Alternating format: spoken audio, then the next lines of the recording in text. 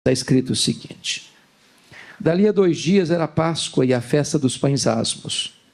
E os principais sacerdotes e os escribas procuravam como prenderiam Jesus à traição e o matariam, pois diziam: não durante a festa, para que não haja tumulto entre o povo.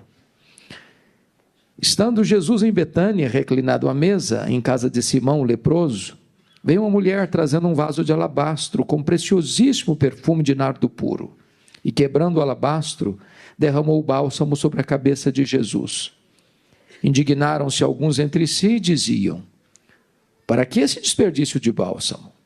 Porque este perfume poderia ser vendido por mais de 300 denários e dar-se aos pobres. E murmuravam contra ela.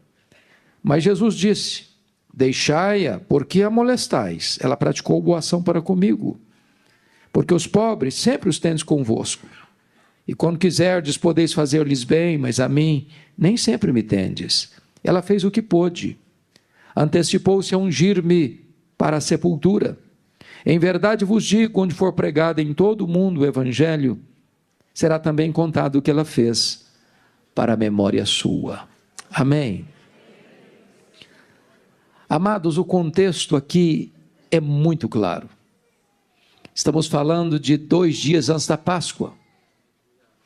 E a Páscoa era a maior festa de Israel. Marcava um momento histórico da libertação de Israel daquela amarga escravidão no Egito. A Páscoa era a alegria dos judeus e o terror dos romanos. Isso porque na Páscoa a população de Jerusalém quintuplicava e os romanos tinham medo de rebelião. Tanto é fato que nesta festa da Páscoa, todo o aparato militar de Roma, instalado em Israel, em Cesareia Marítima, onde ficava a residência oficial do governador Pilatos, se transferia para Jerusalém. Até mesmo o tetrarca da Galileia, Herodes, no período da Páscoa, também transferia sua residência oficial para Jerusalém. E diz a Bíblia que 2 dias antes desta festa, as autoridades de Israel, os principais sacerdotes, os escribas, mancomunaram, urdiram um plano para prenderem Jesus à traição e matá-lo depois da festa. Mas, curiosamente, Mateus, que é um texto, Mateus 26, que é um texto paralelo a este, diz lá que foi Jesus quem disse para os seus discípulos, 2 dias antes da Páscoa, que ele seria entregue nas mãos das autoridades, para ser preso e ser morto. E aí você conclui que quando os homens pensam que eles estão no comando, eles estão apenas cumprindo uma agenda estabelecida pelo próprio Deus. Quem dirige a história não é o homem, quem dirige a história é Deus. Mas curiosamente, enquanto as autoridades de Israel querem prender e matar Jesus, ali bem próximo, ali bem perto, a 9 quilômetros de Jerusalém, na vila de Betânia, tem uma família que quer dar uma festa para Jesus. Jesus é esse personagem, amado por uns e odiado por outros, adorado por uns e rejeitado por outros.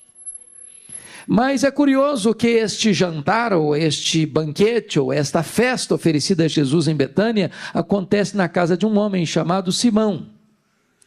E a Bíblia tem o cuidado de adjetivar esse Simão, dizendo: Simão, o leproso.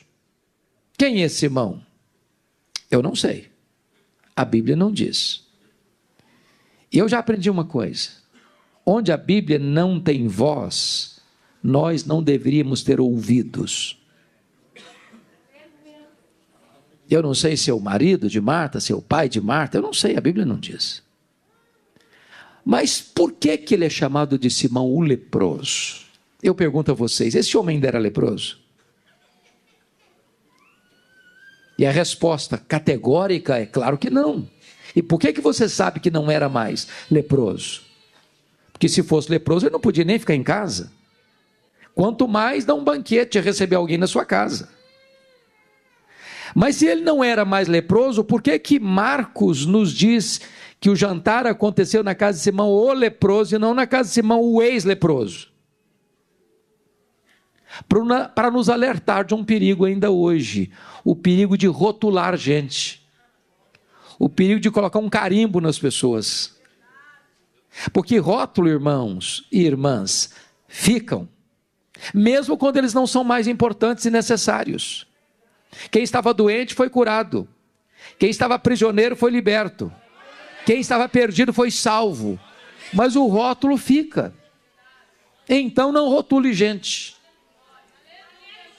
Agora, é interessante destacar que quem se evidencia nesse jantar é uma mulher. Esse texto está registrado em Mateus 26, em Marcos 14, em Lucas 22 e em João 12, os 4 evangelistas. Mateus e Lucas e Marcos não falam o nome dessa mulher. Ela é incógnita. Mas em João 12, o nome dessa mulher aparece. Ela é Maria, irmã de Marta e Lázaro. E Maria é um personagem tão lindo na Bíblia, porque é uma mulher tão fantástica, porque ela aparece só 3 vezes na Bíblia. E as 3 vezes que Maria aparece, ela está aos pés de Jesus.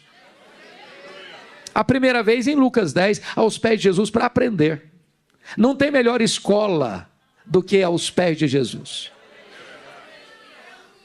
A segunda vez que ela aparece, em João 11, ela está novamente aos pés de Jesus para chorar. Não tem melhor fonte de consolo do que aos pés de Jesus. Mas a terceira vez que ela aparece é aqui nesse texto e nos seus correlatos. Ela está novamente aos pés de Jesus, agora para agradecer. E a pergunta é: agradecer o quê? E o contexto é eloquente. Agradecer o maior milagre público de Jesus, a ressurreição de seu irmão Lázaro. Vocês conhecem bem a história.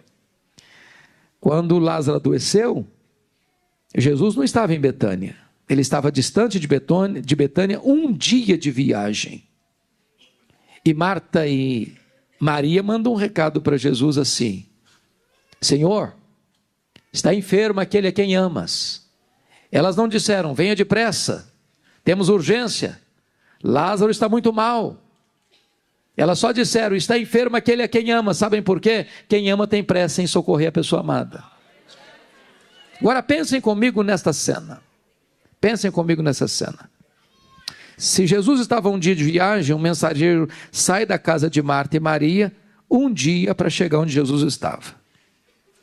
Aí dá o recado assim: Senhor, Marta e Maria mandaram falar para o Senhor que está enfermo aquele a quem amas. Aí Jesus diz assim: vai lá e fala para elas que esta enfermidade não é para a morte, é para a glória de Deus. Quando o emissário acabou de sair, Jesus diz aí para os seus discípulos: Lázaro morreu.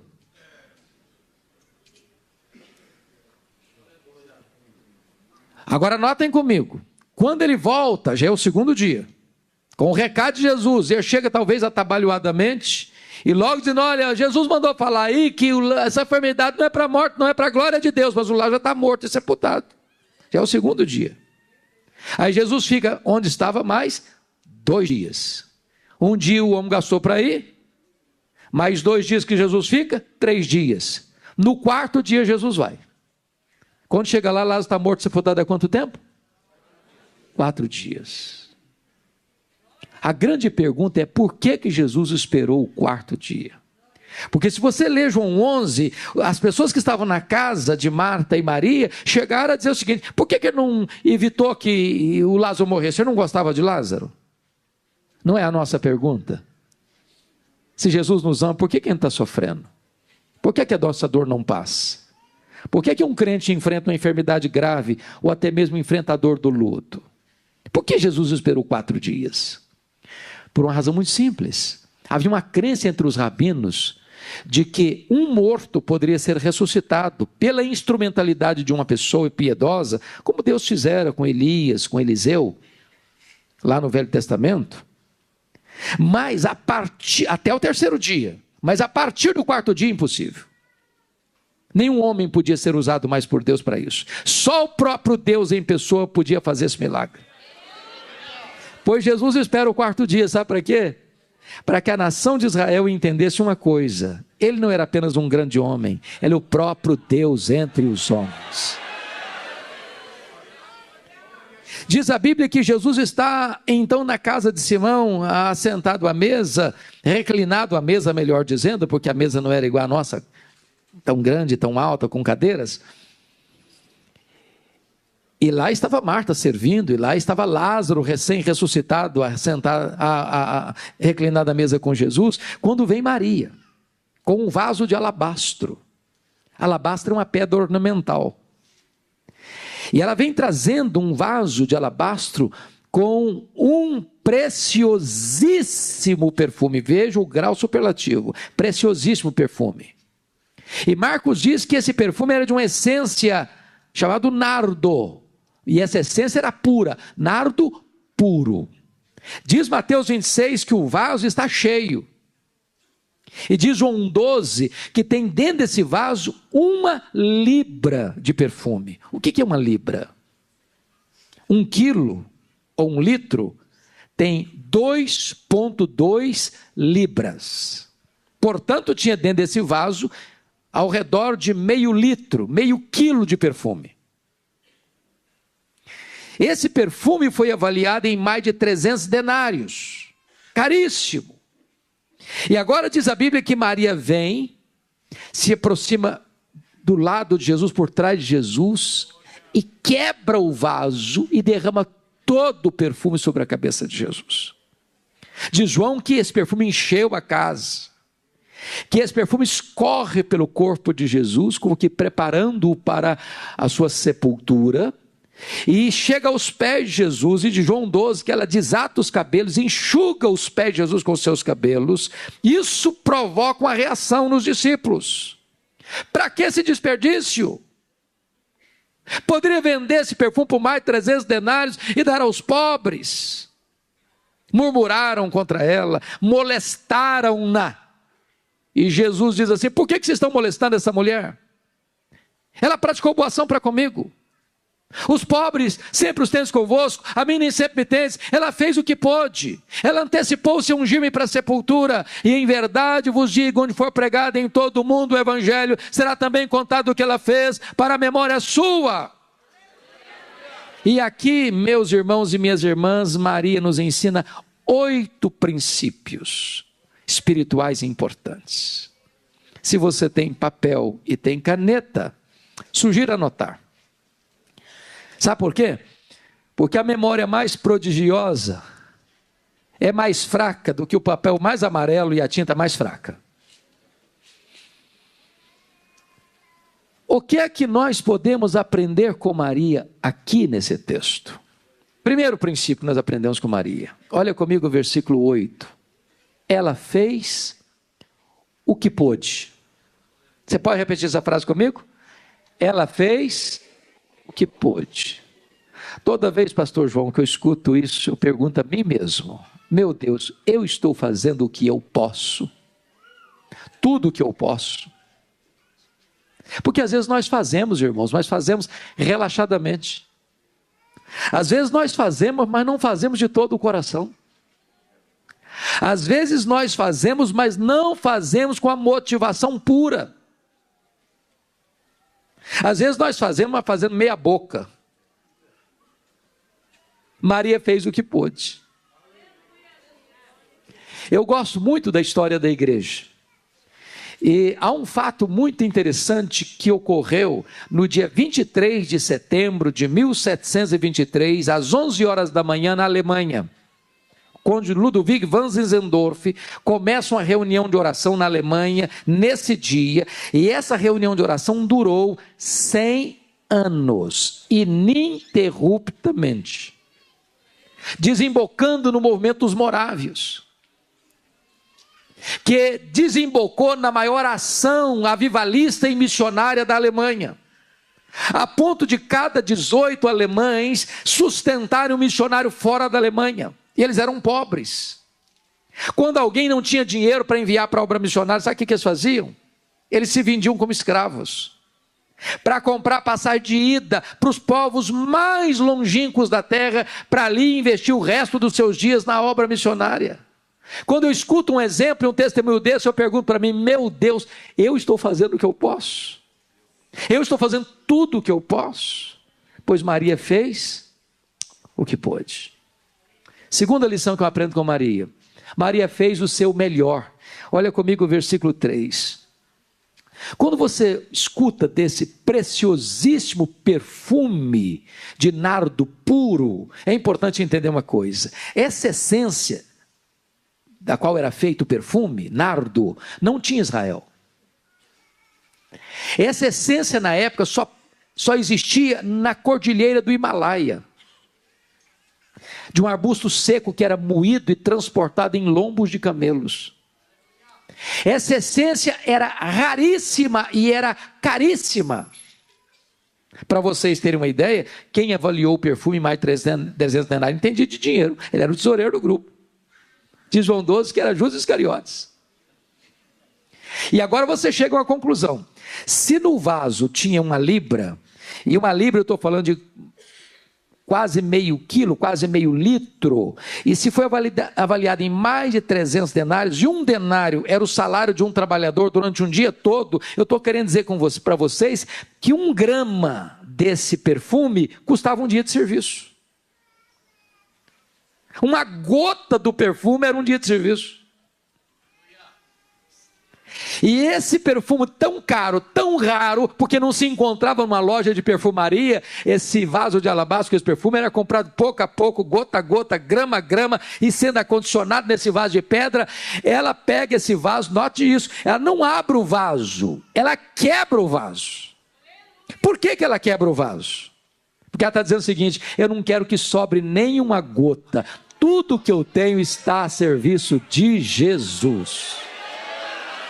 Ela deu o seu melhor. Irmãos, às vezes eu fico pensando que aquelas pessoas que não têm o conhecimento de Deus que nós temos, são mais zelosas em servir aos seus deuses ou aos seus ídolos, que nós o somos em servir ao Deus da nossa vida. Eu estava, pastor João, há uns 3 anos pregando em Portugal, na cidade do Porto, e fui visitar uma cidadezinha chamada Águeda, próxima de Coimbra. Quando nós viajávamos, eu vi caravanas e mais caravanas a pé, andando pelo asfalto. Aí eu perguntei: o que essas pessoas estão fazendo? Onde elas estão indo? Me responderam assim: elas estão indo a Fátima, pagar promessas. E eu perguntei: a que distância elas estão andando a pé? Me responderam: a mais de 300 quilômetros. Aí eu pensei assim: meu Deus, quantas vezes os nossos crentes moram na mesma cidade, no mesmo bairro, na mesma rua da igreja. Tem ônibus, tem metrô, tem carro, tem moto, tem bicicleta, tem pernas boas. Se está chovendo, não vai porque está chovendo. Se esfriou demais, não vai porque está muito frio. Se o time do coração estiver jogando, alguns ficam em casa assistindo, outros vão para o estádio. E aí você começa a pensar: meu Deus, parece que aqueles que não conhecem a Deus são mais zelosos em servir aos seus deuses que nós em servir ao Deus da nossa vida. Maria fez o seu melhor. Terceira lição que nós aprendemos com Maria: Maria fez sacrificialmente. Porque você talvez faça a seguinte pergunta: eu não estou entendendo como é que uma moça pobre, de uma família pobre, de uma aldeia pobre, de uma nação pobre, dominada por um império estrangeiro, e investe 1 ano de serviço num frasco de perfume. Em lugar nenhum você viu uma pessoa fazendo isso. Para você entender o que está acontecendo aqui, você tem que entender a cultura judaica. Quando a moça se tornava moça, e via de regra isso acontecia lá em Israel, a partir dos 12 anos de idade, a menina virava moça, ela começava esse processo de comprar esse perfume, gota a gota, grama a grama, e indo condicionando esse vaso de pedra. Para quê? Para o dia mais esperado, mais sonhado, mais desejado da sua vida, o dia das suas núpcias, o dia do seu casamento. Era aquele perfume que tinha um significado especial para essa moça chamada Maria. E aquilo que tinha mais valor para ela, mais significado para ela, é exatamente isso que ela quer colocar tudo a serviço de Jesus. Ela fez de forma sacrificial. Agora eu pergunto a vocês: o que é que eu e vocês estamos fazendo hoje que possa receber o selo de sacrificial? Às vezes nós damos para Jesus a sobra, o resto. aquilo que não faz falta para a gente.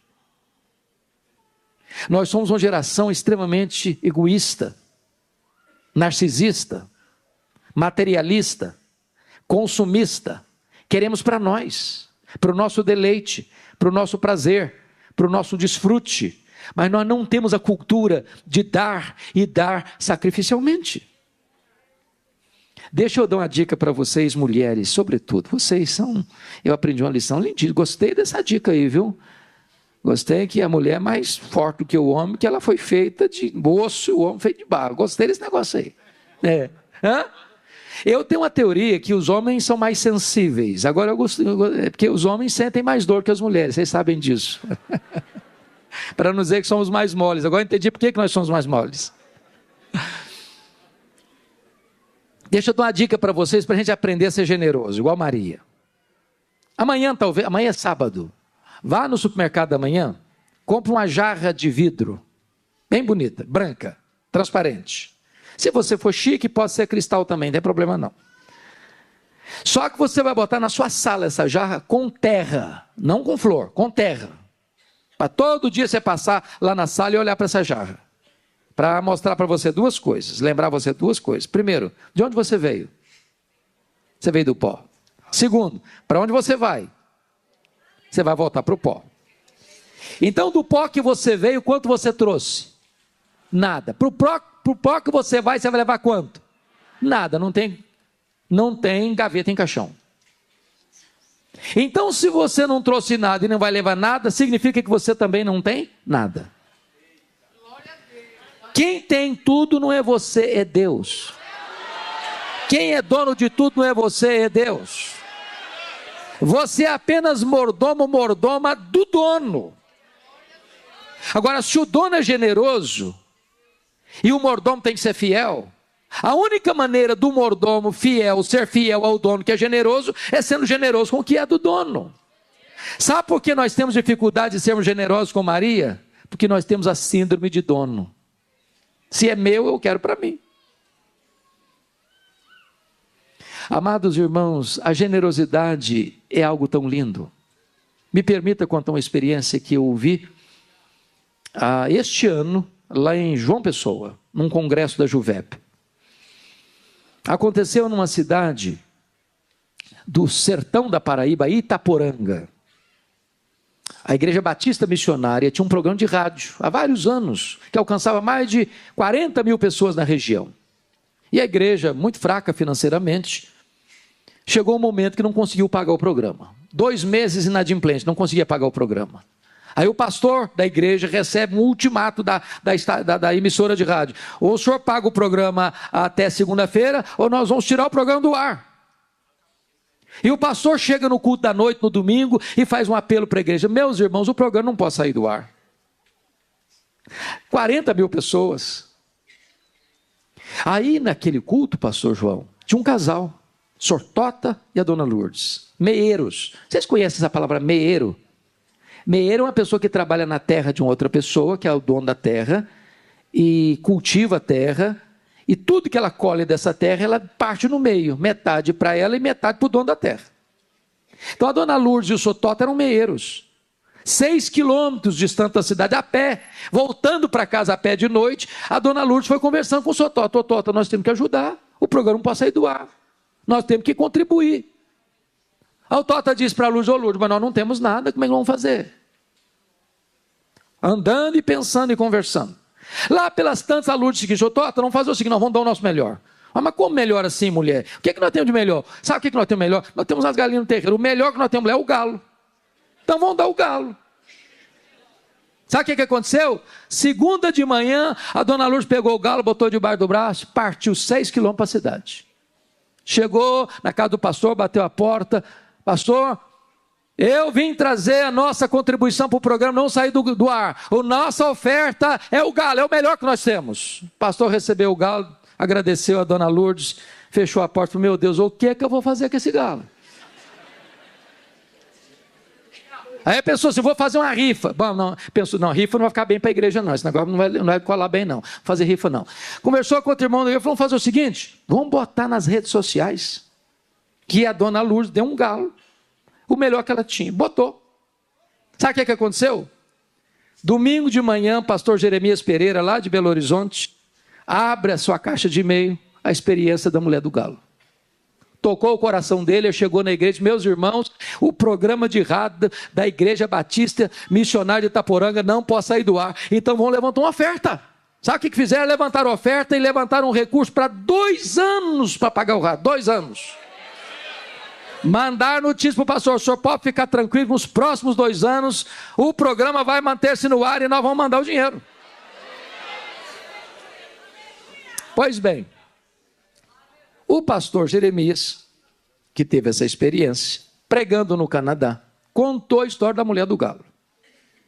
Aí o pessoal perguntou assim, nós queremos saber se a dona Lourdes tem alguma necessidade pessoal. Eu falei, ela tem, ela mora numa casinha de chão batido, tem energia, mas não tem geladeira. Vontade dela é ter uma geladeirinha para beber uma água gelada, fazer um chup-chup para fazer um dinheirinho extra.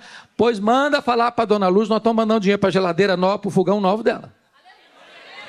Aí uma outra igreja escutou a história da mulher do galo e falou o negócio seguinte, nós queremos saber como é que eles estão ganhando a terra, ela não é meieira lá? Vai olhar a terra, quanto custa a terra? Vamos comprar a terra e dar para ela e para o Sotota.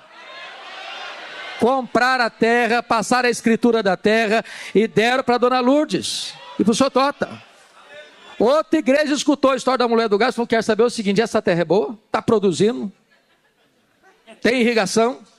Tem poço artesiano, vamos cavar poço, vamos irrigar a terra, vamos mandar um engenheiro agrônomo lá, vamos cultivar essa terra para que ela possa produzir muito. Pastor Jeremias pregando em Nova York, alguém disse assim, eu quero saber como é que é a casa da dona Luz. Não, ela agora é dona da terra, a terra está produzindo, mas ela mora numa casinha de chão batido. Então, vai falar para a dona Luz, nós vamos fazer uma casa linda, casa bonita, casa grande, casa espaçosa, casa mobiliada, tudo que tem direito ela vai ter. Aí um repórter da Christianity Today, a mais importante revista evangélica no mundo, um repórter escutou a conversa, pegou um avião em Nova York, desceu em João Pessoa, foi em Itaporanga, para escutar o casal, o Sr. Tota e Dona Lourdes, para escrever essa história, para o mundo inteiro saber. Deixa eu dizer uma coisa para você, a alma generosa prosperará, diz a palavra de Deus. Ela não deu o galo esperando ganhar um galinheiro, não. Ela não deu um galo para ganhar o sítio, não. Ela deu o seu melhor e ela deu sacrificialmente. Mas Deus honra quando a motivação é pura e santa. Quarta verdade que nós aprendemos com Maria. Maria fez o que pôde. Maria fez o seu melhor. Maria fez sacrificialmente. Maria fez apesar das críticas. Eu sou pastor há 36 anos. Eu nunca vi uma pessoa se levantando para fazer algo importante na igreja sem enfrentar críticas. Olha comigo aí, versículos 4 a 6. Primeira crítica está escrita assim: indignaram-se alguns entre si e diziam, para que esse desperdício de bálsamo? Quem são esses alguns aqui? Os discípulos, os apóstolos, os líderes da igreja. Deviam estar felizes com ela, vou imitando o exemplo dela. Estão indignados com ela. Indignados com ela. Segunda crítica, versículo 5. Porque este perfume poderia ser vendido por mais de 300 denários e dar-se aos pobres. E murmuravam contra ela. Se a primeira crítica é indignação, a segunda é murmuração. Agora preste atenção que eles estão indignados, não é com o que ela está fazendo, é para quem ela está fazendo. Se fosse para os pobres, tudo bem, mas para Jesus, não, aí é desperdício. Agora, não é que eles não estão murmurando, não, eles estão murmurando contra ela. É claro que hoje não tem mais murmuração na igreja, né, irmãos? Esse negócio acabou, não acabou? Acabou? Aqui não tem mais, né, pastor? Acabou também. Aí vem a terceira no versículo 6, olha aí comigo. Mas Jesus diz, deixai-a, porque a molestais, ela praticou boa ação para comigo. Indignação, murmuração, molestação. Gente, molestar hoje é crime, dá processo, dá cadeia. Foi preciso que Jesus saísse em defesa de Maria, deixai-a. Então deixa eu fazer uma pergunta para vocês. Vocês estão fazendo a obra de Deus? As pessoas estão criticando vocês? Continue fazendo a obra de Deus. As pessoas estão indignadas? Continue fazendo a obra de Deus. As pessoas estão murmurando? Continue fazendo a obra de Deus. As pessoas estão molestando você? Continue fazendo a obra de Deus. Faça apesar das críticas. Porque tem crente hipersensível, não tem mais. Crente cristal, conhece crente cristal? Qualquer coisinha se melindra. Qualquer coisinha, mas também eu não faço mais nada na igreja. Eu fui fazer, me criticaram, agora também não faço mais nada. Também eu vou embora da igreja, eu vou para outra igreja, porque me criticaram, eu não quero mais ficar aqui. Conhece gente assim? Maria era uma mulher madura. Madura na fé. Faça apesar das críticas. Quem tem medo de críticas não serve a Deus. Quem tem medo de críticas está mais interessado no aplauso dos homens do que na aprovação do céu. Faça apesar das críticas.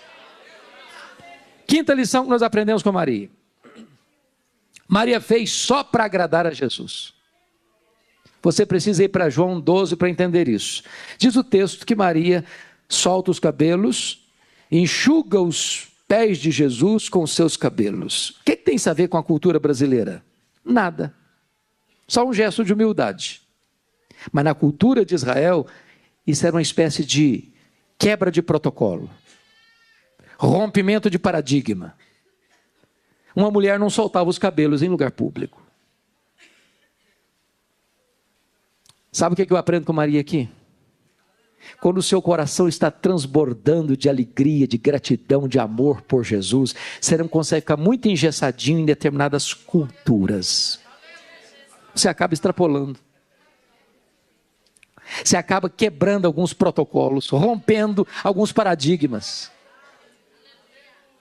Sabe por quê, irmãos? Porque às vezes nós somos tão preocupados com o que as pessoas vão pensar de nós, que nós nos engessamos, com medo das pessoas criticarem a gente. Maria está dizendo uma coisa, só uma coisa me importa. Eu não quero saber o que vocês vão pensar de mim, o que elas vão achar de mim, o que elas vão fazer, não julgar a mim. Eu só tenho um propósito no coração, é agradar a Jesus. E eu nem estou dizendo para você que você tem liberdade de sair aí desagradando as pessoas, não. Eu só estou querendo dizer para você que nós temos que ter uma motivação maior governando o nosso coração. Não é agradar a homens, é agradar a Jesus. Porque às vezes na igreja tem que agradar muita gente, tem não? Tem que agradar aquele irmão, ele é o mais antigo da igreja. Se você desagradar que lançou a primeira pedra fundamental, você está frito. Tem aquele que conhece cada tijolo de cada parede, se você desagradar, você está perdido. Mas aquele outro irmão, se você desagradar também, você pode arrumar as malas e ir embora. Aí você agrada um, você agrada outro, você agrada outro, você fica pisando em ovos, aí você corre o risco de não agradar a Jesus. Nosso papel é agradar a Jesus.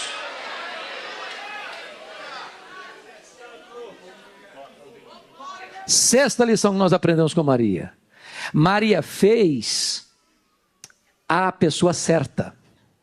Olha comigo aí, versículos 6 e 7. Mas Jesus disse, deixai-a, porque a molestais? Ela praticou boa ação para comigo, porque os pobres sempre os tendes convosco, e quando quiseres podeis fazer-lhes bem, mas a mim nem sempre me tendes. Para um pouquinho. Será que Jesus está dizendo que a causa dos pobres não é importante, não é urgente, não tem prioridade? É claro que não. Claro que não. Aliás, você e eu vamos ser julgados no dia do juízo, diz a Bíblia em Mateus 25, 36 a 41, que nós vamos ser julgados por um pecado único, lá está escrito, pecado de omissão. Omissão. Fome, sede, roupa, abrigo, visita. Agora preste bem atenção nisso. Ninguém vai para o céu porque ajuda os pobres. Ninguém entra no céu porque deu uma cesta básica para o necessitado. Ninguém entra no reino de Deus porque fez uma faxina no guarda-roupa e até doou as melhores roupas para alguém que estava sem roupa. Você não é salvo por ajudar os pobres. Você ajuda os pobres porque foi salvo pela graça. Ajudar os pobres não é a causa da salvação, é consequência da salvação. É porque você foi salvo pela graça, é que o seu coração é generoso. Então Maria fez a pessoa certa. Sétima lição. Maria fez no tempo certo. Olha comigo o versículo 8, a parte B. Quando diz assim: ela antecipou-se a ungir-me para a sepultura. Vamos entender um pouquinho melhor isso aqui.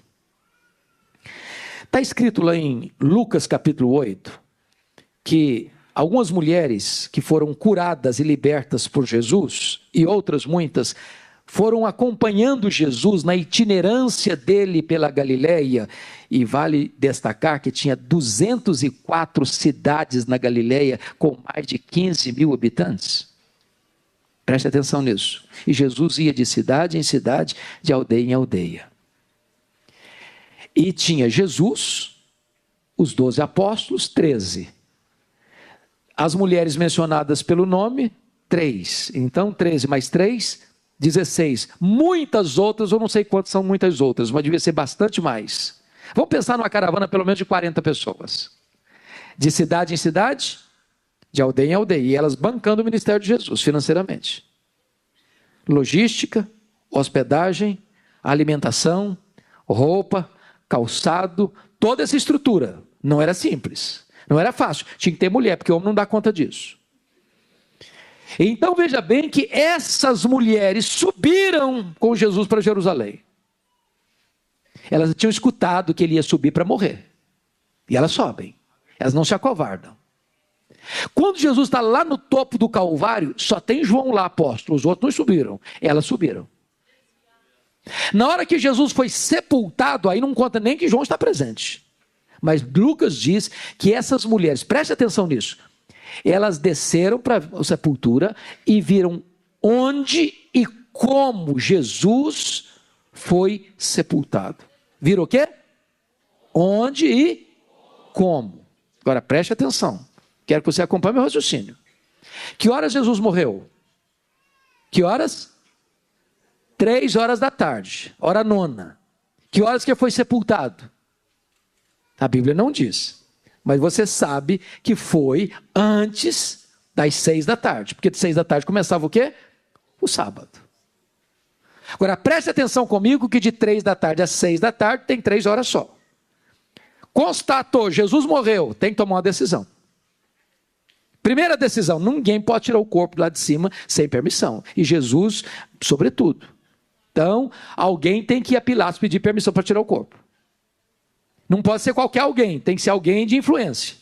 Então, José de Arimateia, que era chamado também de senador, que era membro do Sinédrio, vai lá. Então, vai lá, pede permissão, discute o assunto, recebe permissão, volta para o local, tira o corpo. Alguém tem que correr no mercado, comprar roupa para envolver o corpo, limpar o corpo, descer com o corpo, entrar lá no local onde tinha uma sepultura cavada na rocha, tirar a pedra, botar o corpo, sair de lá, virar a pedra, selar a pedra com o sinete, antes das 6.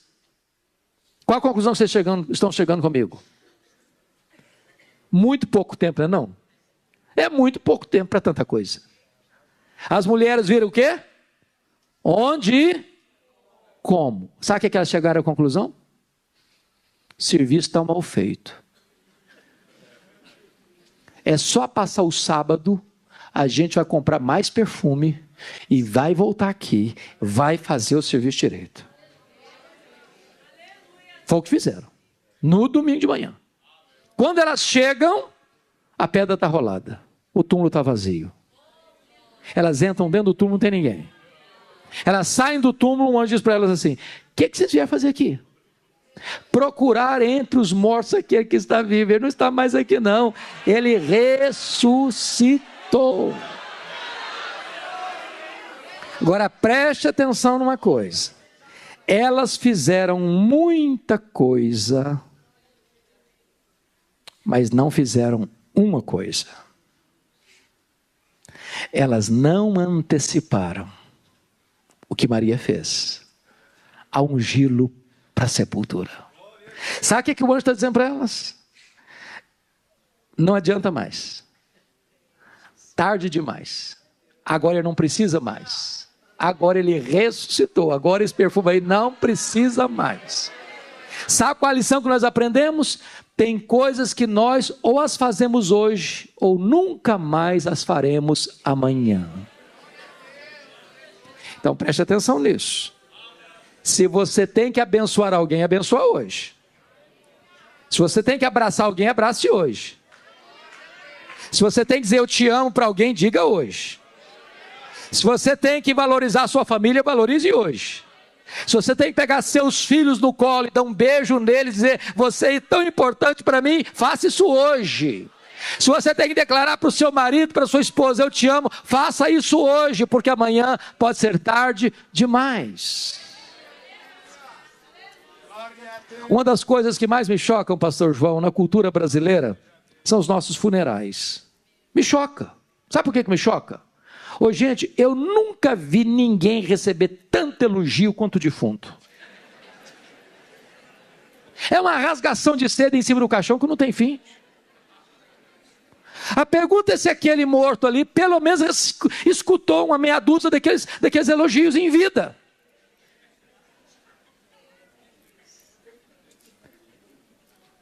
Vocês já viram que morto recebe mais flor do que vivo? Faz sentido isso? Faz sentido isso? Eu fui num funeral em Vitória, no Espírito Santo, uma vez, contei 82 coroas de flores. Tiveram que contratar um caminhão só para levar as flores. E eu fiquei do lado olhando, falei, meu Deus, coitado do defunto, não consegue cheirar um botão de rosa mais, para que tanta flor para ele? Sabe por que os mortos recebem mais flores do que os vivos? É porque a voz do remorso é mais forte do que a voz da gratidão. Você tem que mandar flor para alguém, manda em vida. Você tem que homenagear alguém, homenageia em vida. Você tem que fazer alguma coisa por alguém, faça enquanto é tempo. Maria fez no tempo certo. Finalmente, último lugar, 8º lugar. Maria fez, nós falamos o 8º lugar, vamos repetir os 7 primeiros. Vocês têm memória boa? Então vamos lá. Primeiro, ela fez o que pôde. Segundo, ela fez, isso é melhor. Terceiro, ela fez sacrificialmente. Quarto, ela fez, apesar das críticas. Quinto, ela fez, só para agradar a Jesus. Sexto, ela fez, pessoa certa. Sétimo, ela fez, o tempo certo. Oitavo, ela fez com reflexos para a eternidade. Olha comigo o versículo 9. Em verdade vos digo, onde for pregado em todo o mundo o evangelho, será também contado o que ela fez para a memória sua. Oh, irmãs e irmãos queridos, prestem bem atenção nisso.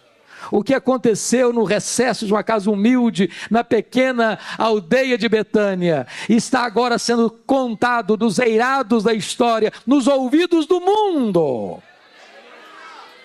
A grande pergunta nesta noite é, o que é que você está fazendo hoje que vai reverberar para dentro da história e atingir as futuras gerações?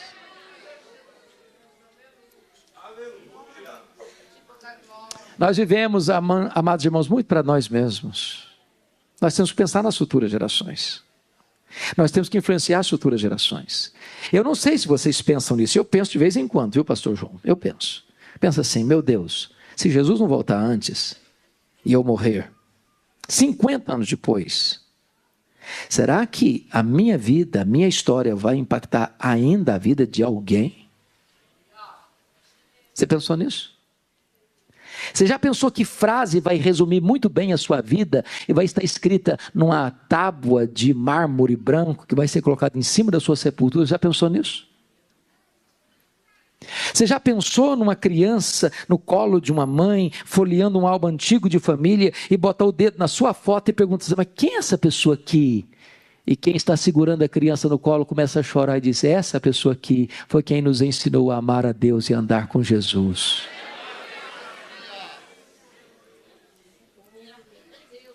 Eu quero terminar contando para vocês 2 casos, um negativo e um positivo. E encerro. O negativo eu vou tirar da Bíblia, o positivo da história da igreja. O negativo é a história do rei Ezequias, filho de Acás, príncipe do povo de Deus. Começou a reinar com 25 anos, e reinou 29 anos, morreu com 54 anos. Quando Ezequias estava reinando, diz a Bíblia que a Assíria, o poderoso império assírio, levou o reino do norte para o cativeiro. Mas depois de 14 anos de governo de Ezequias, a mesma Assíria que tinha levado o reino do norte para o cativeiro, cerca Jerusalém. E dá um recado abusado para o rei, dizendo o seguinte: pode se render, porque Deus nenhum vai livrar você da minha mão. Se não bastasse esse cerco de um império poderoso, Ezequias enfrenta um segundo problema. Ele fica doente, uma úlcera. E a úlcera não tem tratamento mais, não tem cura mais, não tem dinheiro mais, não tem médico mais que resolva o problema. Aí Deus manda o profeta Isaías na casa dele com a seguinte mensagem: põe em ordem a tua casa, porque morrerás e não viverás.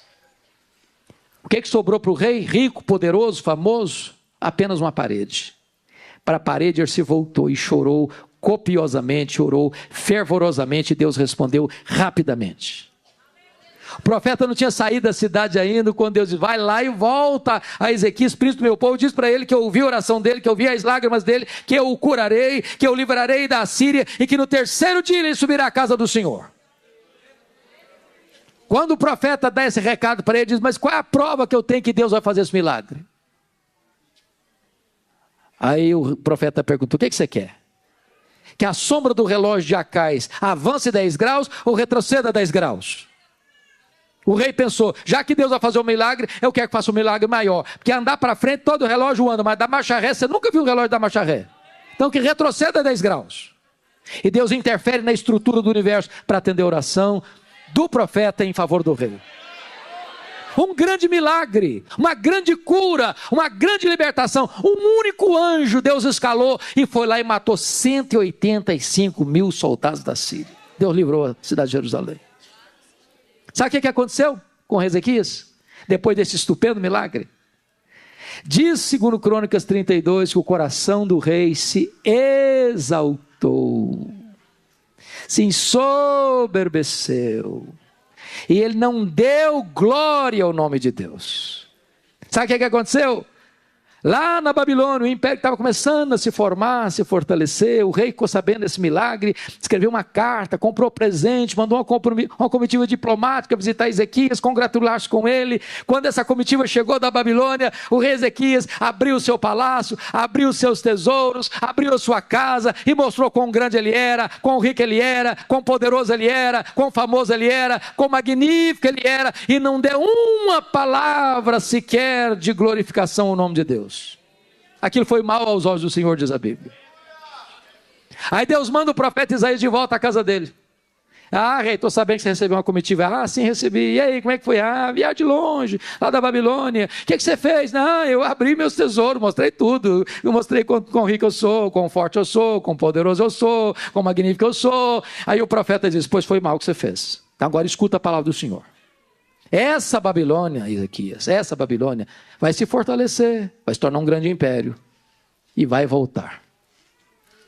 Daqui a alguns anos essa Babilônia virá e vai tomar tudo que for juntado até hoje, tudo que vocês vão juntar daqui para frente, vai saquear tudo, vai levar tudo embora, vai rapinar tudo, não vai deixar nada. Escuta mais, profeta, escuta mais, rei. Dos filhos que tu gerares serão levados cativos para a Babilônia, vão ser escravos. Tem mais, rei Ezequias. Dos filhos que tu gerares serão feitos eunucos. Sabe o que significa isso? Eles vão ser castrados. Castrados. Não vão poder gerar. Você quer uma tragédia maior que essa? Sabe qual foi a resposta do rei para o profeta? Boa é a palavra que tu disseste. Espera um pouquinho, você não entendeu o que eu falei. Eu falei que a Babilônia virá, vai saquear tudo, que os filhos vão ser escravos, que os filhos vão ser castrados, que eles não vão poder gerar mais. Você vem me falar que boa, você entendeu o que eu estou falando? O rei disse, boa essa palavra. E justificou, porque eu, Ezequias, terei paz nos meus dias. Sabe o que ele está dizendo? Quando isso acontecer, eu já empacotei. Quando isso acontecer, eu não vou estar mais aqui para contar a história. Em outras palavras, sabe o que ele está dizendo? Depois que eu morrer, me perdoe da expressão, pastor. Depois que eu morrer, que se dane as futuras gerações, eu não estou nem aí. Triste, lamentável. Lamentável, alguém que está vivendo hoje, mas não tem nenhum compromisso com as futuras gerações. Irmãs e irmãos, nós precisamos estar comprometidos com os nossos filhos, com os nossos netos, com os nossos bisnetos, com a terceira, com a quarta, com a quinta geração, com aqueles que hão de vir depois de nós. O que é que está acontecendo hoje na Europa, irmãos e irmãs? Comemoramos 500 anos de reforma ano passado. As igrejas protestantes evangélicas da Europa estão morrendo. Morrendo. Eu estive, pastor, na cidade da Holanda, lá em Amsterdã. De 1960 para cá, os crentes não frequentam a igreja mais. Os templos estão lá mais vazios. Eu fui à Escócia, berço do presbiterianismo. Sabe o que aconteceu que eu vi lá? Na praça central da capital, um templo belíssimo. Quando eu entrei, sabe o que tinha lá dentro? Não tinha púlpito, não tinha bancos, virou um bar. Um bar. Um bar. Fomos para a Inglaterra dos grandes avivamentos de John Wesley, George Whitefield, Wilberforce, William Carey, John Charles Ryle, Charles Haddon Spurgeon, Mark Lloyd Jones, John Stott. Hoje, menos de 4% dos ingleses frequentam a igreja. A Inglaterra está sendo islamizada. Por quê? Sabe por quê, irmãs? Porque os pais falharam em influenciar os seus filhos, em passar o bastão do evangelho para os seus filhos. Não se comprometeram com as futuras gerações. A nossa geração está preocupada, e é bom preocupar com a boa educação dos filhos, glória a Deus por isso. Dá uma boa escola para os filhos, glória a Deus por isso. Dá uma boa faculdade para os filhos, glória a Deus por isso. Mas os nossos filhos podem galgar a melhor universidade desse país, podem ocupar a presidência da mais rica e poderosa empresa desse país. Se os nossos filhos não tiverem Cristo, não forem salvos pela graça, tudo isso é troféu de palha. Precisamos influenciar as futuras gerações.